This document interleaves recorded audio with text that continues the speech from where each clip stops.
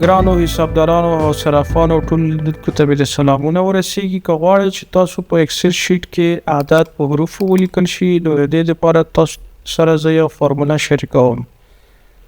دغه فورموله د کارولو لپاره تاسو کولی شئ زما یوټیوب چینل ته لاړ شئ چې لینک یې زما په پای کې موجود دی او هلته دغه ویډیو پیدا کړئ او د دغه ویډیو په ډسکرپشن کې دا لینک باندې کلیک وکړئ. انشاءالله دا فایل ورته ډاونلوډ شي. وروسته چې تاسو دا ډاونلوډ کو نو بیا به راشئ دا فایل به خلاص کړئ او دغه خانه کې کلیک وکړئ. که غواړئ مثلا دا فورموله دلته وکاروئ یا بل لیست کې وکاروئ نو دې کې یو تغییر ته ضرورت دی چې دغه تغییر ډېر اسانه دی. په دې کې هېڅ قسم ماکرو ته ضرورت نشته. تاسو په څه کوئ دلته چې کلیک وکړو بیا راشئ په دې فورموله بار کې دلته هم یو کلیک وکړئ.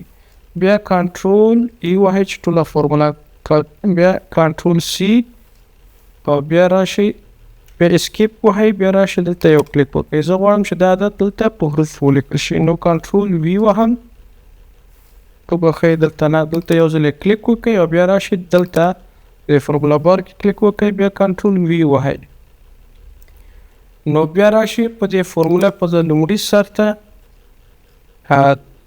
زه د لومړي سر ته راغلم دا به څنګه کو پاک پې کو. اوس کولی شم په دې فورموله کې ډېر په اسانۍ تغییر راولم. نو اوس راځم اف کنټرول اف وهم او دلته څه کوم ریپلیس ورسره وهم چې دا موږ دا فورموله دلته په آی 1 کې کارولې وه دا آی 1 ده نو دلته به آی 1 که نه لیکل شوی تاسو دلته به آی 1 ولیکئ نو څنګه به کوئ آی 1 او دا دلته پاک کړم هلته به څه ولیکم هغه فورموله هغه خانه چې زه غواړم په هغه حروفو ولیکل شي. لکه دلته د ای 2 ده نو دلته به ای 2 ولیکم. تاسو کولی شئ هره خانه چې ستاسو خوښه وي هغه ولیکئ. نو ریپلیس به وهم کې به وهم بیا کلوز بیا راځم دلته د فورمولې ته بیرته په لومړي سر کې چې مساوي وي هغه دوباره لیکم فورموله ترې جوړه شي او انټر وهم. دا دی وګورئ 50,000 افغانۍ. کولی شئ دا داسې لاندې راکړئ نو دا ټول اعداد به په حروفو ولیکل یو جلا. تاسو کولی شئ که اړتیا وي دغه افغانۍ په ډالرو باندې ولیکئ یا په کلدارو.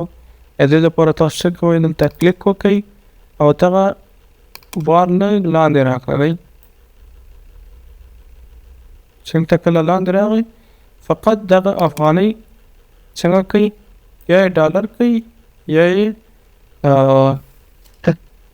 کلدار یا هر چې تاسو ورته اړتیا لرئ.